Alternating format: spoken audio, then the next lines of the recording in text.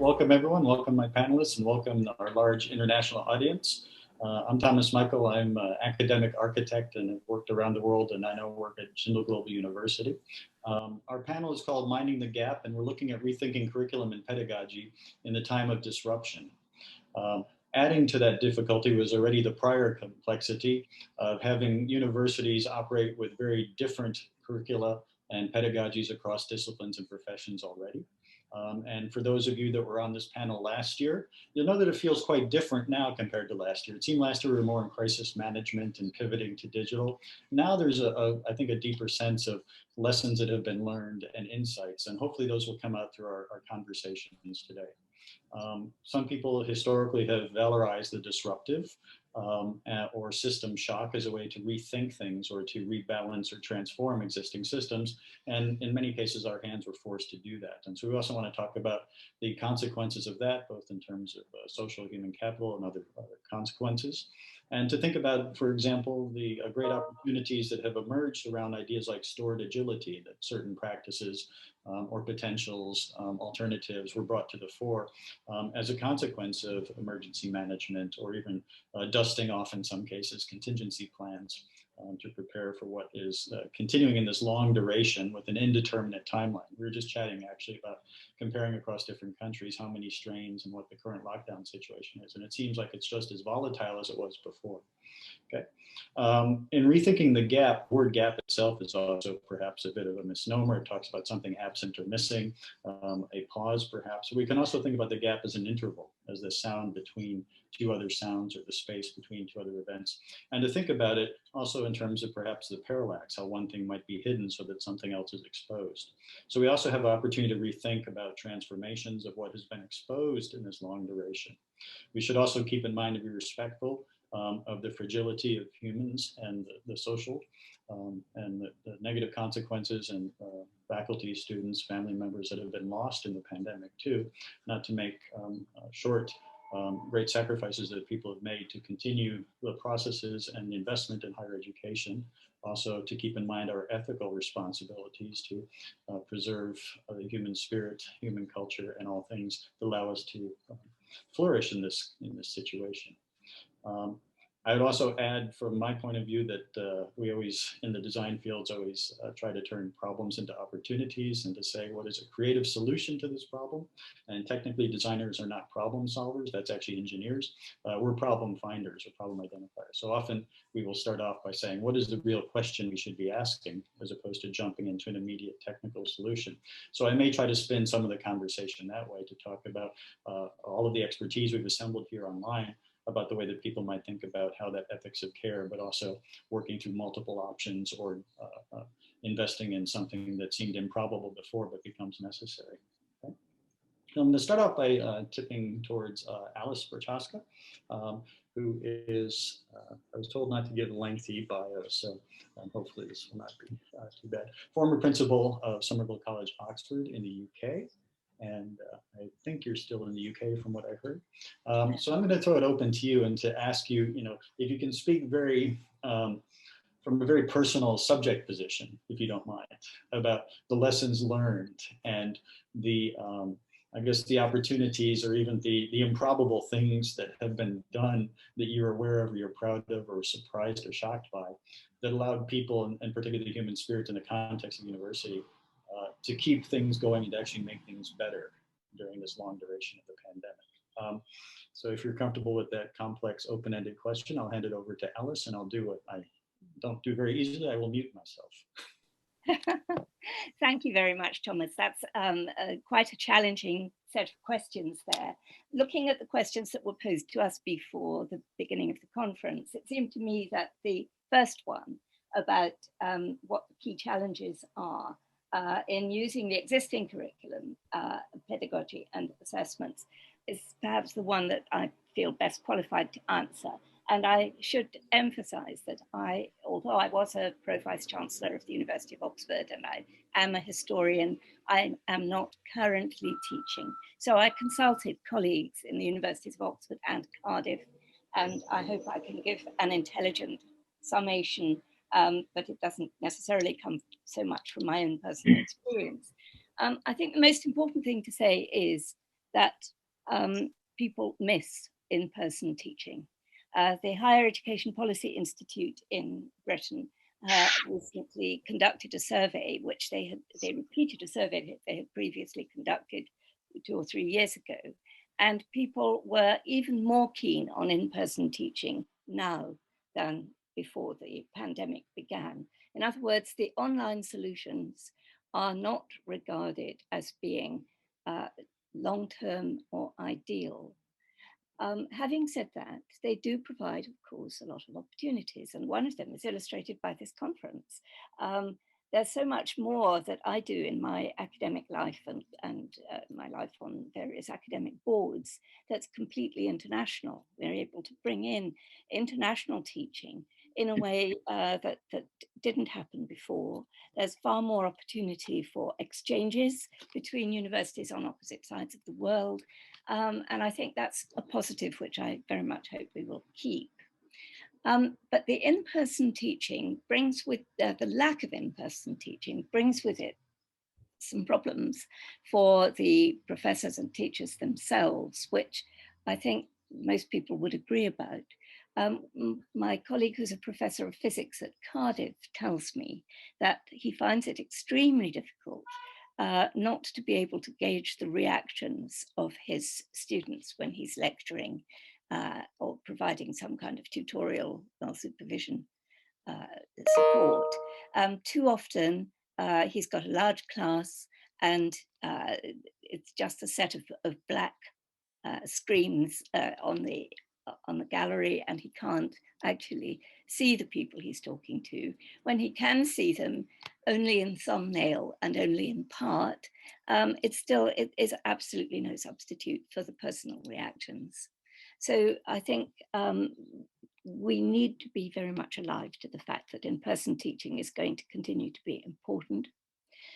One of the other, not to give a complete overview in such a short space of time, the other issue that I think I would particularly draw attention to, and again, I suspect others will agree, is that of assessment. How do you provide a substitute for pencil and paper or pen and paper examinations, or even invigilated computer-based examinations, and various different devices are being employed to try to substitute for that and to provide an opportunity for fair and consistent assessment across the board. But the problems, they will differ from subject to subject. In design, for example, Thomas, I'm quite sure they're different from what they would be in physics or in my subject in history. But you need to find ways of certifying the accuracy and the fairness of the assessment process. And in Britain, there's been a considerable furore about the application of algorithms to the high school level assessments, which lead on to university admission. And last year, for example, the University of Oxford found itself in a position where it had to accept everybody to whom it had offered a conditional place subject to the results of their A-levels, their high school exams, because the algorithms had broken down and created extraordinary and unexpected results that had a very unfair impact on individuals. So you find yourself in the position where unexpectedly you have to provide far more residential accommodation. You have to provide more classrooms. You probably have to buy in more specialist teaching. Because there's no way of assessing whether the students whom you thought might make the grade but would not admit if they did not make the grade, where you're admitting every single one of them when before you expected a certain number to drop off. So these are some of the issues that universities in Britain are experiencing. And as the first to speak, I'll just leave it at that. And then if I may respond later on when you have other questions.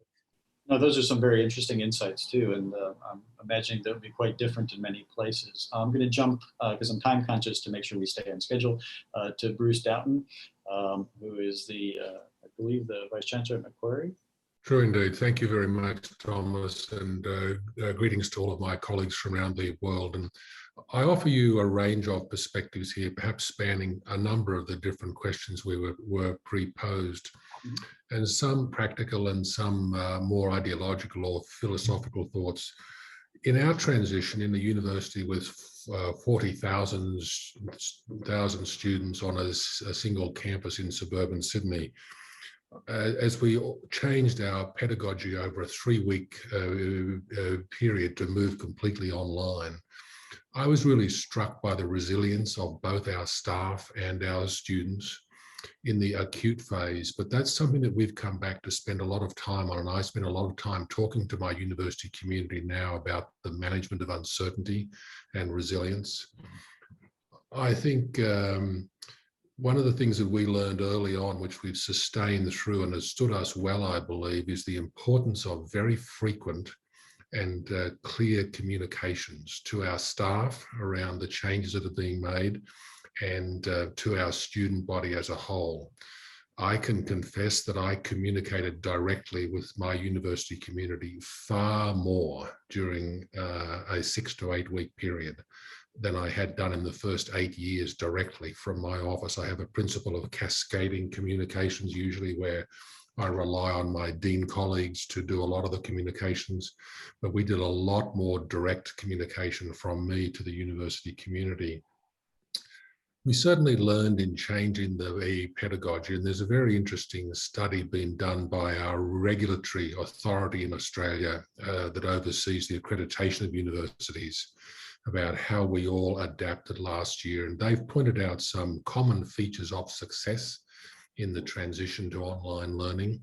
And for us, that was in Australia, it was the universities that were able to offer flexible access to materials, using a number of different approaches to how to deliver things, was received very well by the student body. Also very important, and I think there has been quite a discordance around the world in how universities have managed this, and certainly we've had that experience in Australia, is how the students felt they did or did not have access to academic advising in between formal classes.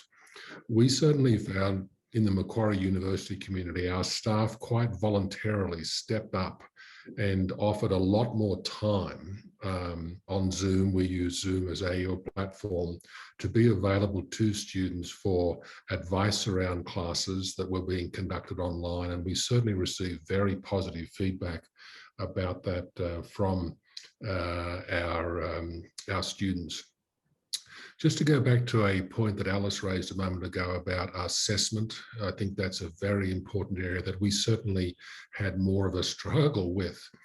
But interestingly, we've got a number of programs that are really very large programs that have undergone recent redesign, including our very fundamental Bachelor of Arts program. And they've introduced as a part of that program a portfolio approach to assessment, which would be perhaps very familiar in some of the fields, but certainly not in my own field of medicine. In most universities would never consider a portfolio basis of a assessment.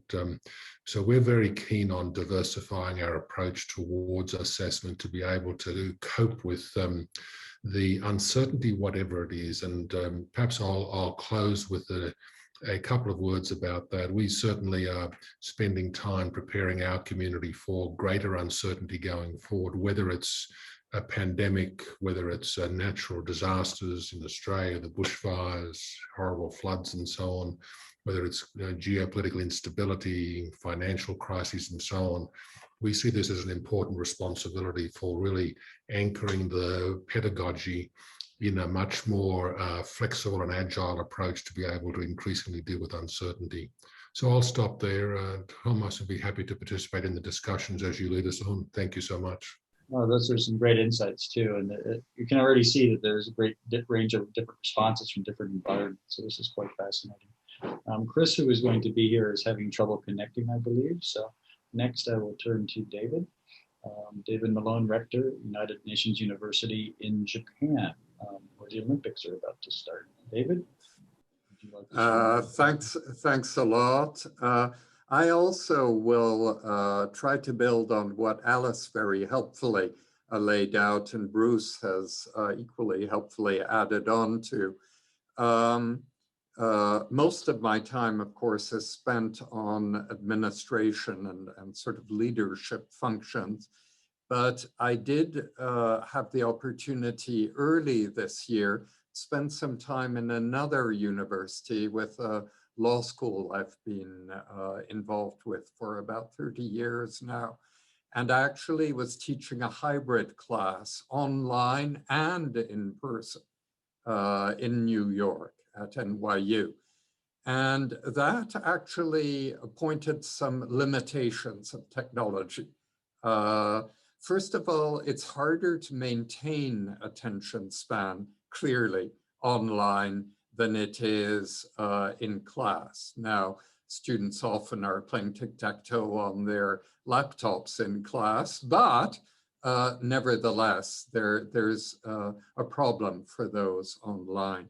Secondly, having a hybrid class of people in class and online shortchanges those online, probably, because the immediate contact is with the students you have in a distance format, as we were, right there with you, and trying also to keep your eyes on screens for students who want to intervene and so on. Quite tough, let me tell you. Now, a younger person might have handled it much better, but I didn't enjoy handling it at all. What the students were pathetically grateful for was an opportunity to be in class because they were mostly 85% of their classes were online. And so there was a stampede toward nearly any types of classes being offered in person because they were really, really sick of online. So online is, you know, a very good substitute if you absolutely can't be present in person. But it's not something any of the students I taught would choose normally, I'd report. And also, although I enjoyed the term very much, and I enjoyed the students very much, it's not something I'd volunteer to do again. So I just thought I'd mention that sometimes technology can provide opportunities that are functionally not as useful as they might appear in the abstract. Thank you for those insights. And it's also, I think you touched on, you're the first to discuss technology outside of, perhaps we heard a little bit about algorithmic assisted assessment, which is intriguing and obviously risk bound too. So I'll try to come back to that when we hear from our last speakers. We've got Chris now here. We skipped over Chris. I'm going alphabetically by first name. So if you allow me to pop you in there. Chris Ennew Obe is the Provost at Warwick in the UK. And that's all the introduction I'm allowed to give people is their formal titles. I'm in the middle of asking people just for their first thoughts. We're keeping it to a few minutes each. And then I'm going to start connecting some more dots and asking people more questions across different disciplines and across different continents, it sounds like.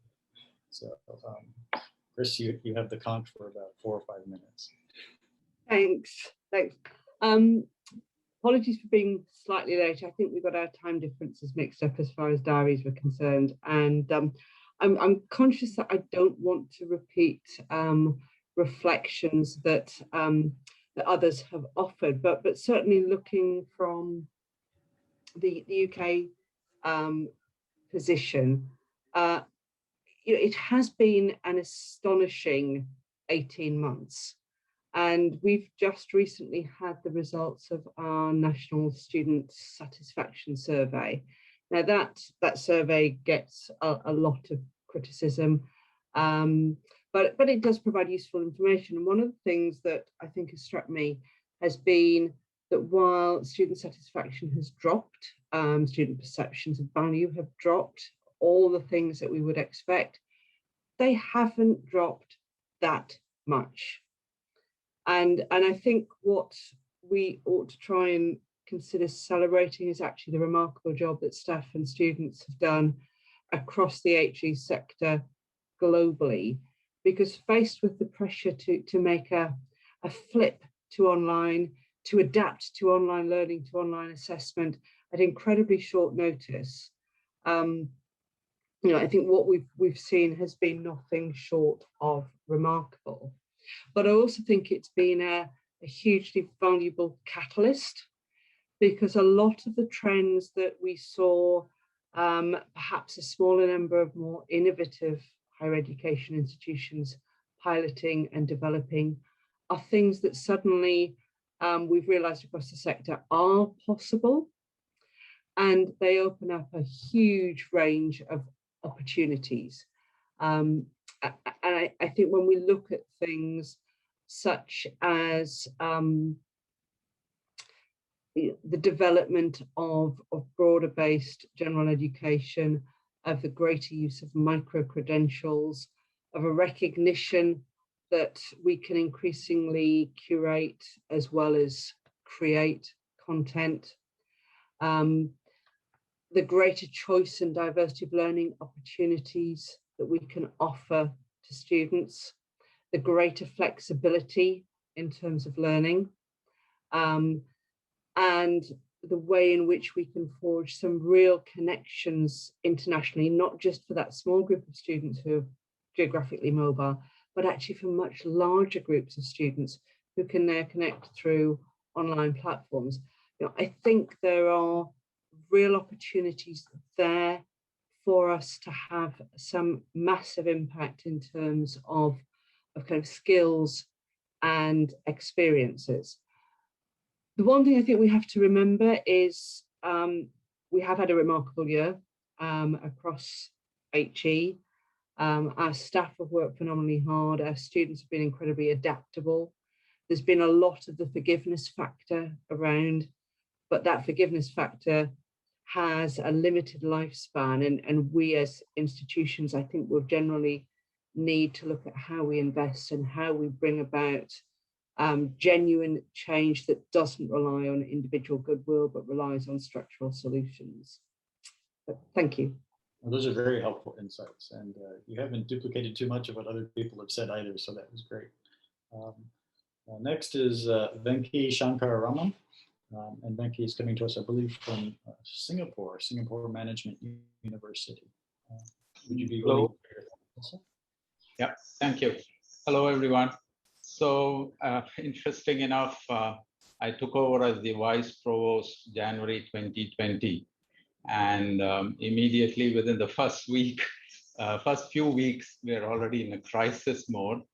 But the interesting thing is in Singapore universities, the Ministry of Education had already put in place what we call an emergency preparedness training. So for the last 6-7 years, all our faculty were trained on delivering online, courses online, just in case for some reason we can't run face-to-face classes. And therefore, what happened was every instructor had experience with doing this online for at least one session in a year. You're supposed to do online, and we started in those days with WebEx as the tool. And I used to wonder, I was a bit, why should we do it? But really, when that pandemic hit us, it was like we were pretty, ready for it in terms of being able to go online within, I would say within a week or so, we had to convert all our courses online. So we went up with 50% online to start with. And then when the government put more restrictions in terms of social distancing, we had to move all our courses online. So I think the preparedness is very important. And that's a continuing process. Now we are looking at how do we convert that emergency preparedness into something more digital learning for the future and continue on that training that we can provide. And so what we did was, we had to run workshops, as somebody mentioned earlier. Like I think Bruce mentioned, we had to have town hall meetings with both faculty as well as students. And again, doing that online was quite easy for us to do because you could get students very quickly online, and most people were prepared to take on more of these sessions. And personally, I also found that attending meetings was much easier. So the phases we went through were rapid online. So all you did was to convert your face-to-face class. You started delivering it online, and that's about it. But at Singapore Management University, the pedagogy we adopt is highly interactive. For all our undergraduate courses, we have about 40 students in the class. We have a 3-hour session, and it's highly interactive pedagogy. Now, replicating that online wasn't that easy. It took us some more effort into using additional tools like Kahoot, OOClap. How do you bring that collaboration interaction? Or if students are collaboratively working on some design project using Miro, creating breakout rooms. I think that's where Zoom was quite useful. When we started move to Zoom, we were able to create breakout rooms, and faculty could move around these rooms, put students in groups. We also had to increase support for students in terms of adding more teaching assistants to help students. The other important point, I think I haven't heard anybody mention, is also the mental wellness of students. And this is something we also had to do continuously. It was not about just online education. It's just that many of them were stuck in their, residential hostel rooms. So interacting, they had less interaction with other people. So that's something that we had to actually put in place as well. So what I see is, having gone through this for more than a year, one interesting thing we also observed is, I think Chris mentioned this, in terms of the student feedback, the teaching rating, there wasn't a big drop in teaching rating. I think it was probably because for the first few weeks, the students also felt okay with online and the sudden change to moving to online. This is the best they could get, and they were kind of very supportive, right? But after that, when we ran this second term, we had sufficient time to get faculty to redesign their course. And I think that's when we put in a lot of effort to help faculty to redesign the courses and adapt it to online mode. And there we found that some faculty, actually their teaching rating went up, and I was very surprised. So for some faculty, actually doing online was better than doing face-to-face. And so what I feel is there is a lot of useful benefits from doing what I call blended, where you combine digital with face-to-face. So one example I keep giving is, like, now we have experts from UK, from Australia, Singapore, India, all in one session. Now, if I'm running a class, I could still bring in experts from different parts of the world, and then my students can interact with them. I can run a discussion forum, record it, and my students can watch it. So I feel there is definitely, going forward, a lot of ways where we can add digital. And I think David asked the right question, if face-to-face is available, then why go digital? So we need to ask the question, what is the added value that digital brings? And I think that's what we need to do as we go forward. And where we think that value is there, we can blend it with face-to-face learning. Thank you. No, thank you for that. And we heard from quite a few people around that question of student satisfaction and their initial and subsequent responses to this, say the difference between experiential learning and something that has screen-mediated learning, let's call it. Just in terms of everything from studies on cognitive absorption rates to feelings of self-worth, and even the surveys that come out talking about students' views of the future, which have in many cases become darker than they were before the pandemic as well. So there's a lot of these very interesting interconnected issues, but I guess one thing that I've heard come out consistently is that perhaps it's fair to say that there were some quick adjustments and changes put in place.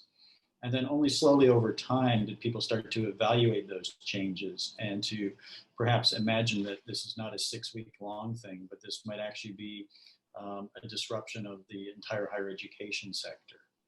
And so by calling in question the technology versus the experiential, you also highlighted, and many others have too, this idea of plugging in international expertise or plugging in professionals from different disciplines too. So is it the case, and I'll call one or two people out after I pose it this way, is it the case that there's actually more options available pedagogically now than there was 2 years ago? I'll start with Alice, because we started with her first, and she's been consulting with a great range of universities. So if it's fair to ask you another question off script, Alice, do you think we actually have more degrees of freedom of movement pedagogically than we did 2 years ago? Or if not, why not? Well, we certainly do. I referred in my earlier remarks to the fact that we can bring in people from all over the world to participate in our teaching. And I think we want to be able to continue to do that. And then a lot depends on the technological tools available to the students. So I would utter one note of caution, and one of my colleagues at Oxford has observed this, that equity is very difficult to achieve. Not all students have the same quality of equipment, especially when they're actually based at home, completely dependent on their own laptops or computers, and their families will have widely differing economic circumstances, widely differing availability of equipment. Libraries, including public libraries, were closed. And again, for a large number of students in very many subjects, access to libraries is terribly important. And if that disappears, you also have a reduction in equity. So while we're thinking about new forms of pedagogy, there is a real imperative to be aware, I think, of how we provide for all students as equitably as possible. No, that's incredibly important too, because the timeliness of that, and say many of the professions as well, which are seen as a different type of tower besides the ivory tower, equity questions arising from everything from Black Lives Matter to the absence of female full professors in most universities. Have been long-standing grievances that, as you point out, maybe these get highlighted in a crisis as well, and some of the lingering problems hidden in plain sight become just maybe more manifest in that situation. Yeah. And I think there's a lot of people that have been struggling with that, and I know a lot of academics right now are struggling. We've heard about from a couple of people the generosity. Bruce pointed this out, and Venky as well. But all of us know people who've gone far beyond their teaching loads to make sure that they didn't lose any students. And I've heard that phrase so often in the last year, sometimes asking, what do we do to make sure we don't lose our teachers? They didn't seem to have as many support systems as well. But I want to think about it also in terms of, again, to flip the crisis into maybe more of a reflective opportunity. What can we do now that we have this knowledge, now that we have this, our own experiential lived experience of going through adjusting and pivoting pedagogies and trying out new methods? And how do we start to, I guess, collectively share that and disseminate that information? Because even finding out best practices within a university was hard before, to be honest.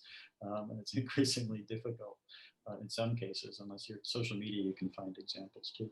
I'm going to go back to Chris on this too, because Chris also pointed out, besides some of the technical solutions, you said, flexibility of curriculum, micro-credentials. Many of you pointed out tagging in experts or collaborating, doing online teaching. I think I've given lectures in about 20 countries in the last couple of months, and I can't actually tell what country I'm lecturing in, so you guys have the same situation. Maybe it's Poland. But in that situation, you also said there were innovative institutions who started to become influences in the broader sector. And I'm very curious about, Chris, if you can think of an example or some of that where the consequences of people adopting, say, some novel or boutique approach from some other institution become a little, not just mainstream, but seen as valuable. And then I'm going to tag on to Bruce about that, because Bruce said something also about the excessive need for communication during a crisis, because I see those innovations not something as someone decides and we do it, but it's a perpetual, I guess, persuasion process. But Chris, if you don't mind sharing a little bit more about how some of those outliers or some of those oddities, to not use your own words, helped us think through some of the crisis or bridge some of the gaps that occurred in the pedagogy. Sure, and I think, you know, one of the things that strikes me that is a real challenge for so many of us is just the sheer volume of material that's out there. And you talk about examples of good practice, and there is so much of that. And of course, the big challenge is how do we really know what is the good practice? You know, at a very simple level, if we look at some of the open universities around the globe, then you see those institutions with huge experience dealing with both the delivery modes, but also I think the point that Alice makes about digital divides as well is highly relevant there. So you see the kind of creative thinking about how do you get material to people who haven't got the kind of bandwidth to cope with high quality video. How do you find alternatives? So I think you've got those open universities that have massive breadth and depth of expertise.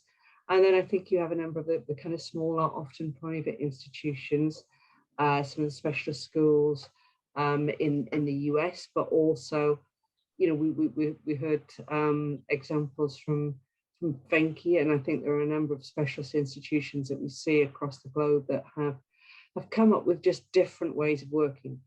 The other group that I think are interesting are actually the private sector organisations, or the third sector organisations that also operate in this broad area, often picking up on issues to do with student skills. So, you know, long tradition of students benefiting from international experiences, working in groups, coming together, problem solving, building that broader set of soft skills, all of that ground to a halt. But actually some of the organisations that do that have innovated and delivered those through both synchronous and asynchronous online. So I think there are those examples that we can work with, but it's very much about the human side of this, about understanding the complexity of delivery issues to make sure that we can find ways of reaching out to diverse communities. And for me, I think going forward, one of the things to think about is how we might expect learning opportunities to be more segmented in the future, and the way in which good digital delivery will really open out a broader range of opportunities. You know, micro-credentials are a great example of that, because that is content that can be accessed from multiple groups. We can avoid some of the duplication that perhaps goes with more traditional delivery, but it's very much about looking at how we can make much greater use of sharing. So not just the people who can deliver educations we've heard, and your example, Thomas, is a good one, but I think it's also about how we can share the things that we create to allow them to be repurposed and used in multiple ways. You know, some very simple examples. You know, we can take the things that we might use to deliver to our own students in a campus setting, but actually we can also work with our partner institutions globally and share that content.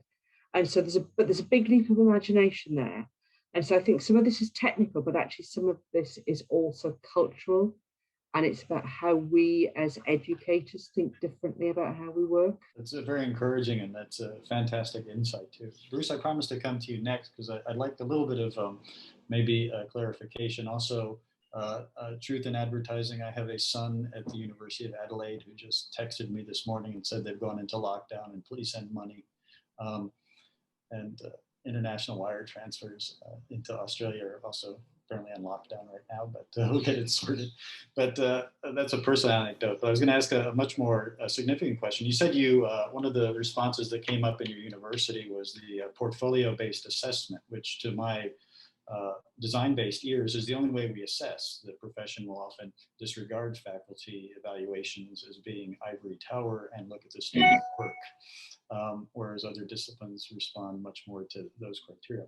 But you also pointed out something that was quite intriguing, that it's not going to be a moment where the management of uncertainty stops. And if everyone can remember where you were a year ago, there was no vaccine and there was no clear idea there would be a vaccine. And I'm wondering also if you see this, Bruce, in the context of working with that large university, and probably people who are saying we're going to go back to the good old days as soon as everyone's vaccinated, because I've heard that from my colleagues in Australia a couple of times.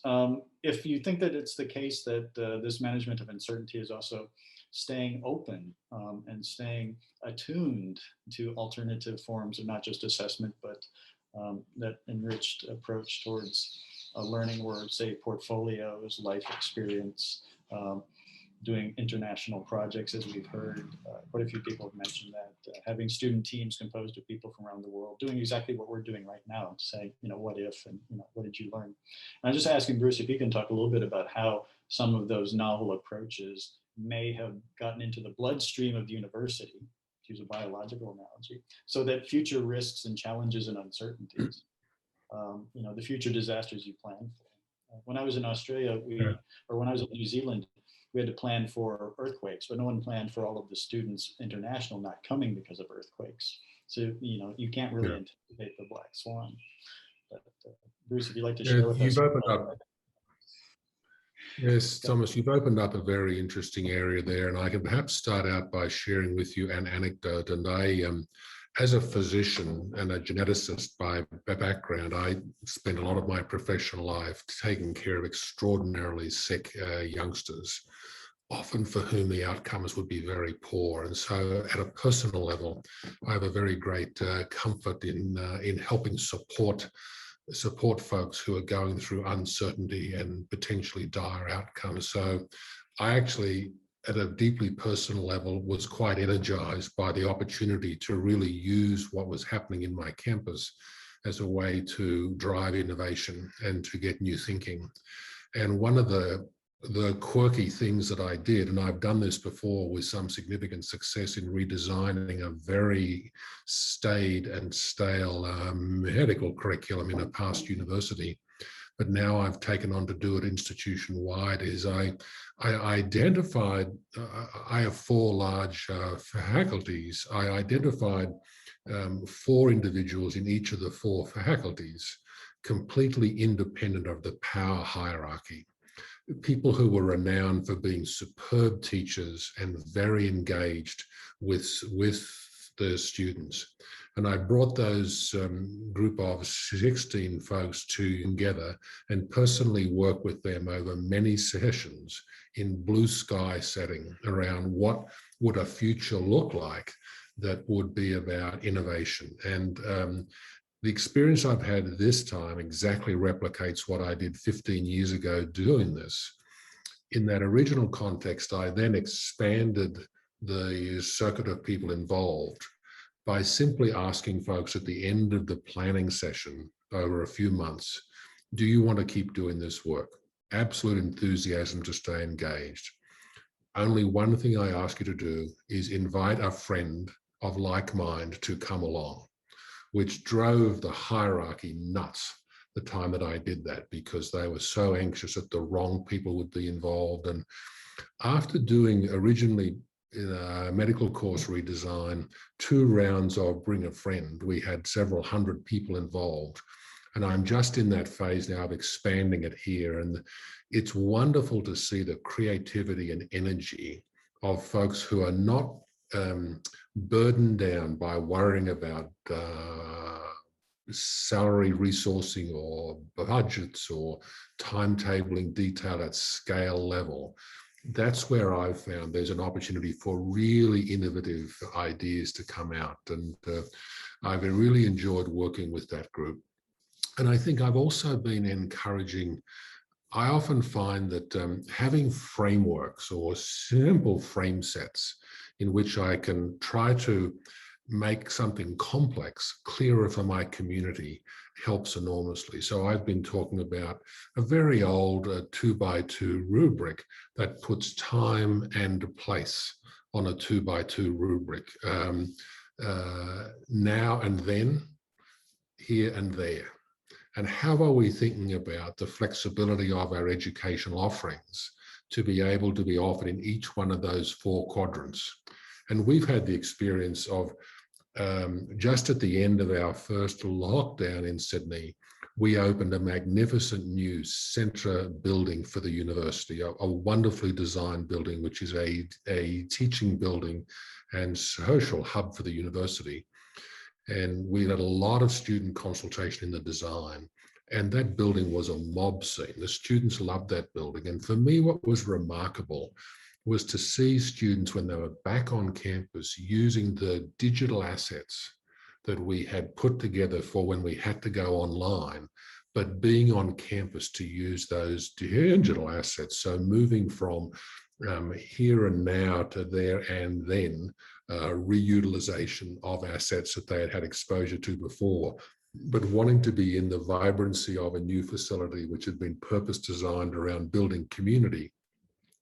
So I think there are many opportunities, both in the pedagogic sense, the assessment sense, as I referenced, but also in how we articulate a transition of time and place to really come up with innovation. One of the areas that I think we also, as university leaders, we're certainly dealing with at my university, and I know across Australia, folks are starting to think about this, is do our business models have to change in order to be able to deliver the pedagogy? If in the instance of Australia with very high international student numbers, a lot of us have been delivering online but offshore, what is a fair business model to be utilising for those students who may not have the in-depth campus experience that they might have been expecting if they would be able to come to the university? And we have a particular conservative government at the moment whose attitude is very different than what it was a few years ago about welcoming lots of international students to Australia. So it presents a lot of challenges for us, but challenge always brings opportunity. Michael, thank you. That's very helpful and very positive too, I think, in terms of looking for opportunities, not just for moving through the crisis, but I get, as you said, also trying to bring resilience into the core, which is something that we've learned the easy way or hard way. I'm going to jump to David for a second, because David was mentioning previously about comparing difference between live classrooms online, but also comparing and contrasting between, say, Japanese and United States experiences. And so, David, if you don't mind, if you could clarify a little bit more for me, the question I've asked a couple other people, are you more optimistic in the range of, I guess, tools in the pedagogical toolkit that people have now? Or do you have a different position? Do you think something else is going on? Great. Thank you very much. And I've really enjoyed all the interventions from others. The truth is the Japanese system, which superficially looks like the American system, is actually rather different. Students expect to be bored in the classroom, are very bored in the classroom. So this year's experience wasn't much worse for them than usual. What they worry about is job prospects and things like that, and what category the university you can get into is in. One challenge for, and I was very interested in what Venky was saying about, being able to bring in all sorts of people online, and I think that's right, and it's something that I've seen many do very well indeed. Time zones play a role in that also. Who you can get at what time of the day varies quite a lot. And so for colleagues of mine at the law school in New York who'd been used to having hot and cold running guests in person, all of a sudden those guests were 8 or 9 time zones away.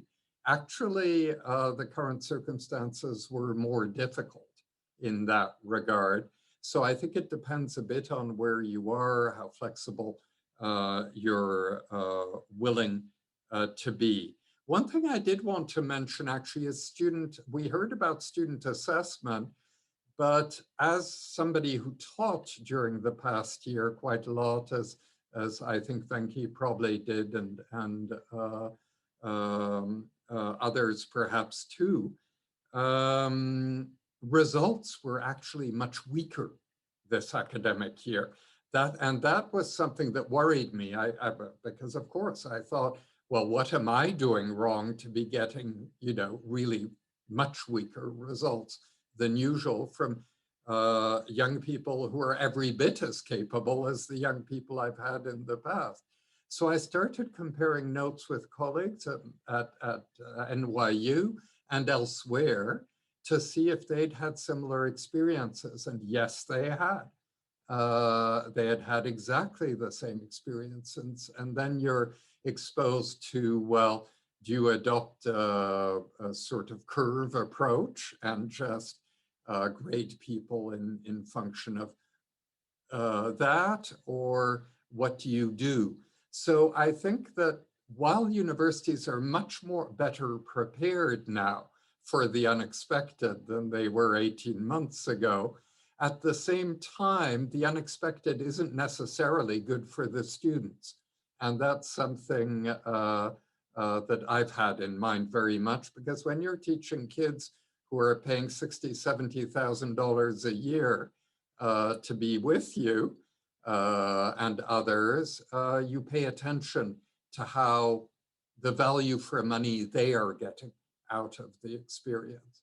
And the results tend to argue they weren't so great. No, that's a good insight too. And it's been one of the courses I taught. In some cases that was true, in some cases it wasn't.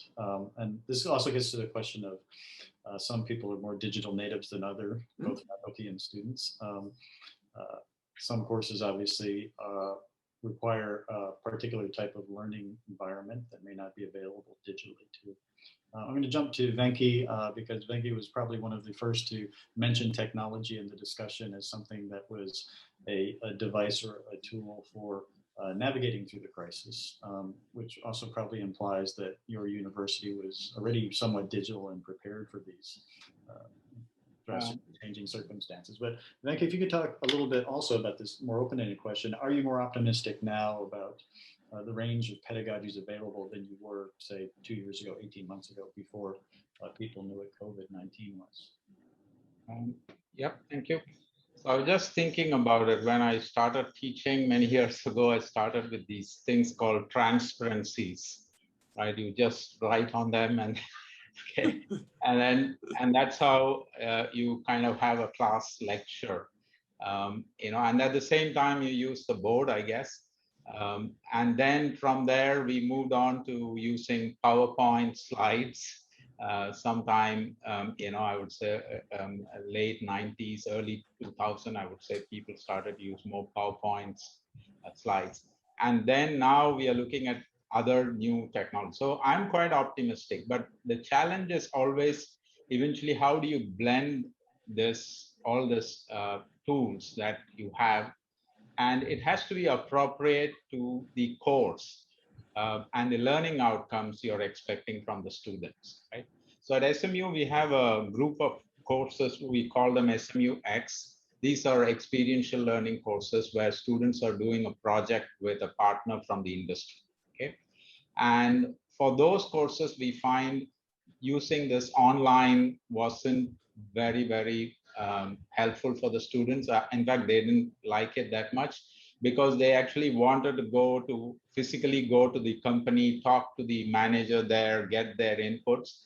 And okay, they can still do a Zoom call with the manager, but being there physically to that office somehow they felt that it was more real than just interviewing them. So those courses, we are still looking at, how do we strengthen them, if at all, if possible, using digital, or maybe digital is not suited for this. But at the same time, we also had courses which were what we call SMU XO, which just means that the students work with an industry partner in an overseas country, right? And there, yes, the digital seemed to help because they could still continue with the online. But what didn't help is usually the SMU XO courses have a physical visit to the country where the partner is.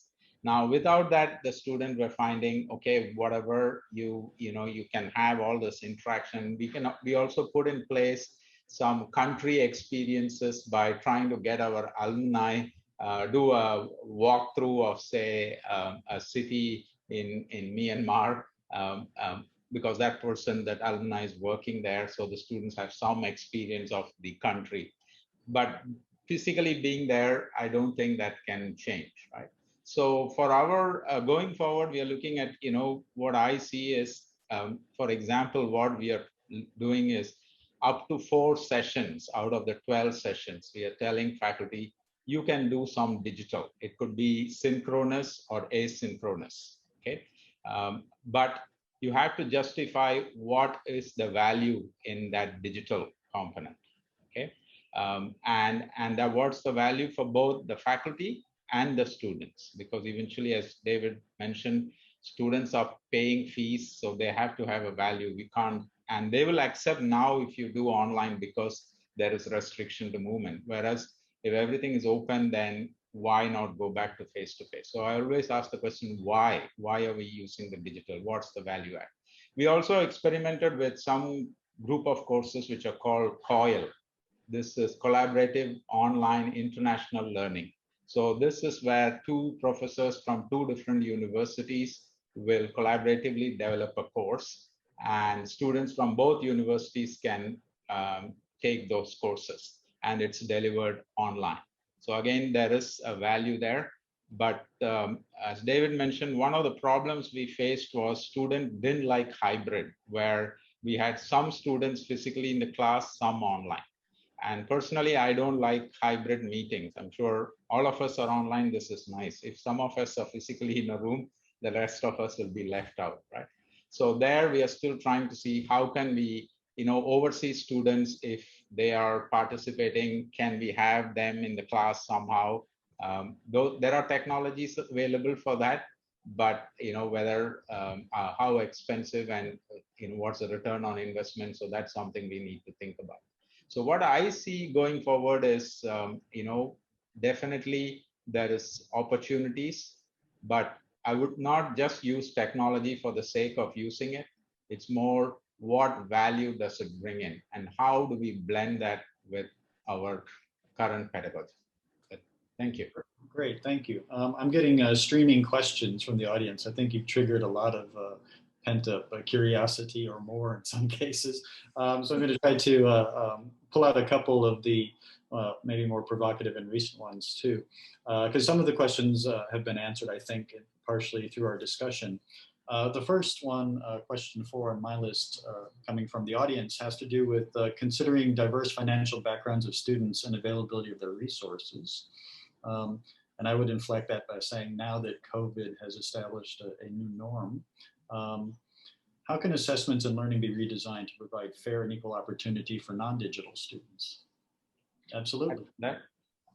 One of the things I wanted to mention is also, when we are doing all this, we need to also look at campus transformation. So I feel sometimes the digital doesn't mean that you're just studying from home. You could come to the campus, and I think Bruce mentioned this as well, having a new digital environment where you provide the environment. So you have digital pods in the campus. So students can just come in there, and if they have a computer, they can plug in, or they can hire a computer from the IT services, or you could have the computer ready in the digital pod, and then they just need to log in, and they can actually be doing video conferencing, or even attending a lecture. So that I think is something that we need to look into. Of course, what we observed was during the pandemic, we did provide IT equipment to some of the students, so they could go and borrow computers, borrow dongles, Wi-Fi devices, etc. Yeah. Okay. Next question here, and this is actually quite interesting to me also in the realm of curriculum. It says, do you think students should be given the opportunity and autonomy to negotiate their curriculum instead of being required to learn standardized content?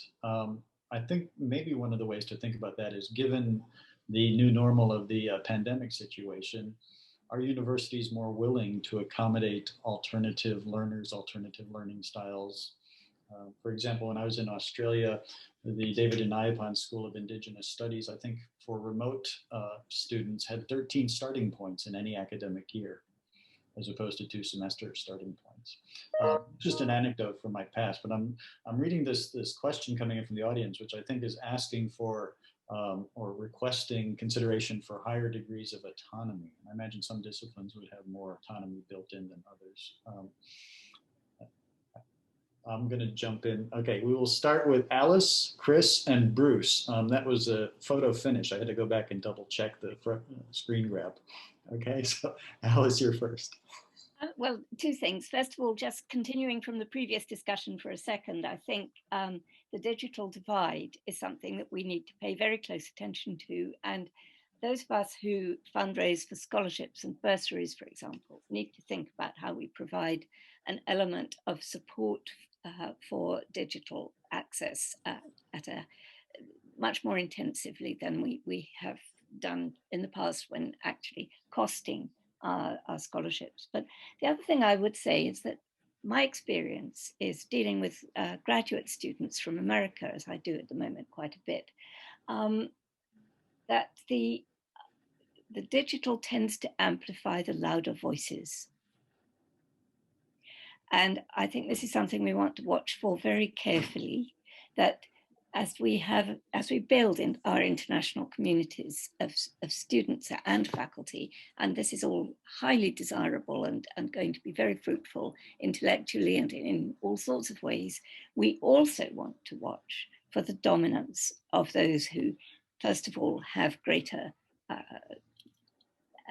adaptability and access to better tools, but secondly, the cultural differences.